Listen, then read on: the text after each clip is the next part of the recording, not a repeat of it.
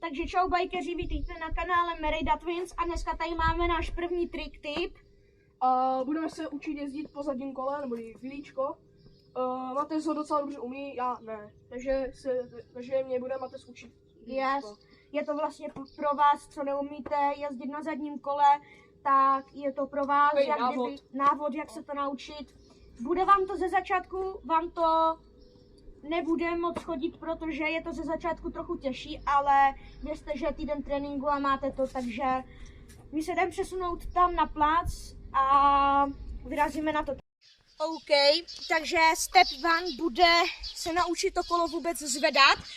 Budete to dělat tím způsobem, že jakou nohu máte silnější, moje je pravá, tak vlastně tu pravou nohu, tu silnější si dáte nahoru, nějak do takového rádiusu stupně prostě a budete muset jít k řidítkám a zatáhnout a ve stejnou dobu vlastně šlápnout do toho pedále rychlostí a jak budete vlastně v tom rádiusu, tak budete muset vlastně si chytnout tu svoji rovnováhu na tom zadním kole, takže to bude třeba moje rovnováha je něco takového, ale něčí rovnováha může být i taková nebo přímo taková.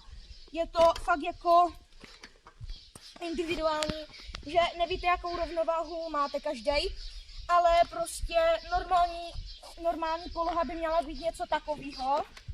Takže nějakých 45 stupňů. Jo, takže já vám to jdu teďka ukázat a dávám radu ještě ze začátku. Tak to zkuste zvedat na jedničce, dejte si tady na kazetě jedničku, protože se vám to líp bude zvedat. Chci podotknout to, že sedlo nesmí být úplně nahoře, protože by vás to házelo buď doleva nebo doprava, ještě víc. Takže prostě čím vyšší těžiště, tím menší rovnováha. No, úplně dole, tak to taky nemůžete mít, protože to nestihnete prošlápnout ze začátku. Optimální výška by měla být něco takového. Já to takhle mám a vyhovuje mi to. Je to prostě jak kdyby takhle přímo po pas. Jo? Takže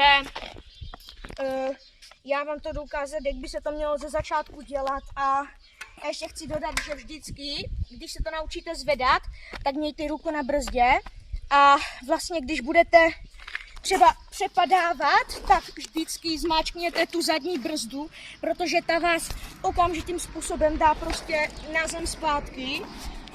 A může se stát, že ještě nezareagujete a přepadnete dozadu, ale to jako jenom prostě z toho kola vyskočíte, to se nic nestane.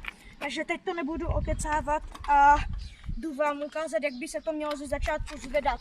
A když se naučíte zvedat, tak jenom mačkejte tu brzdu. Já to teď jenom zkusím zvednout normálně. Takže že jedu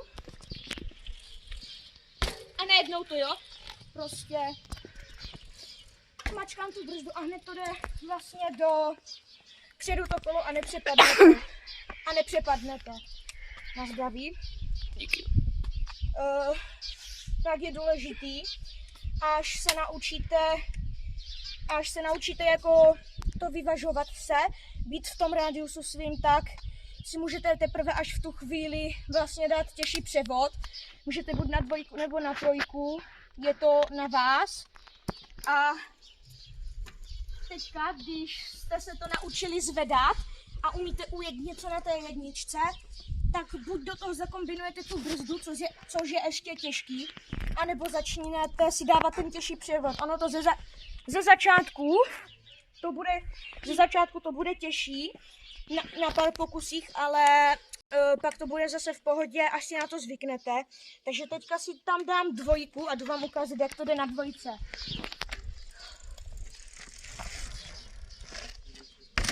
Jak to stopí?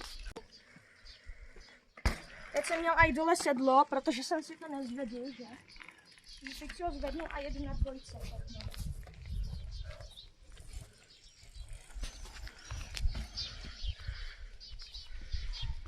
A vlastně ten těžší převod ti zjistit, že když budeš zrychlovat, tak se to bude dát držet.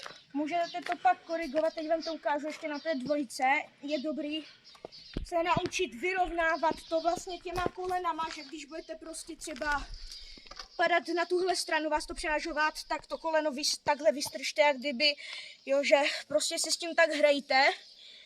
A pak taky se naučte vyvažovat to tou zadní brzdou. Ona slouží k tomu, abyste se tolik neušlapali a abyste nepřepadli, takže teďka si to dám na 3 a ukážu to přímo, jak by se to mělo dělat. Chci říct, že to teďka budu dělat jenom s trochu brzdou, jo? Takže jdu. Prostě musíte, teď se mi to nepovedlo, jdi tam na kameraman, dál, prosím.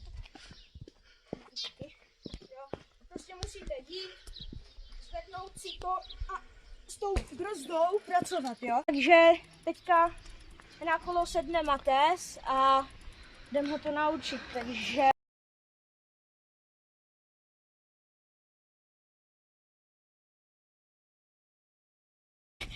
Nejdřív to ukáž, jak jsem ti to říkal. Jen zvednout to pořádně a tu brzdu zmáčknout. Jo, vidíš prostě. Já jsem se té brzdy dotkla, to mě okamžitě to hodila zase na zem, takže je takové jako to. Jo, prostě jak kdyby dává tam tu brzdu. Musím tam teďka tu 2. Teďka tam má teda 2. Jo, a už najednou prostě vidíte na 1 skoro vůbec a ty na 2 úplně dobrý. Jo, a to je to, prostě musíš se těma kolenama naučit to vyvažovat, protože bez toho vyvažování je to úplně na nic.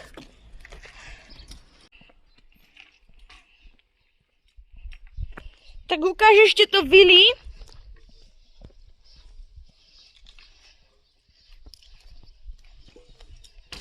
Jo, to už bylo dobré, to si aj docela dobře zvedl. A ještě chci podotknout, tady tím hrudníkem musíte jít co nejblíž k tomu. Zase neříkám, ukáž, dej se úplně na to, neříkám takhle, ale trošku, třeba takhle buďte prostě, jo, takhle na tom buďte nějak a takhle to zvedejte. A ještě důležitá věc, mějte trošku natáhlý ruky, aby vás to nikam neházelo, takže ukáž. Doufám, že se vám tohle video líbilo, hoďte koment, like a odběr. A vidíme se u příštího videa. Takže čus.